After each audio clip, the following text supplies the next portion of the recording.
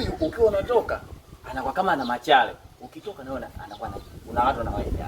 Angalia utakuja kumtoa jino bana, jino linauma. Mimi ndo nakwambia huyu mtu wa dogodogo star, afu istoshe yeye angalie lika.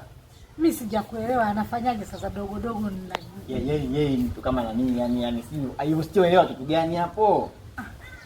Wewe sasa unakuja kuniletea maumivu, ndio nishakuelewa. Sasa huyu mtu akukuza. Mtu akumsomea notes, kumpa notes. Aondoke zake. Hujui kodi yake ni ndefu. Hata kama hana faida atuelekea tu sisi anakaribia watoto. Au kita chote kinamjua hivi wapi? Sasa mimi namfukuzaje? Afukuzwe aondoke.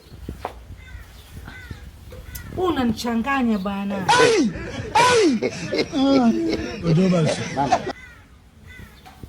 Yaani katika wapangaji wako wote.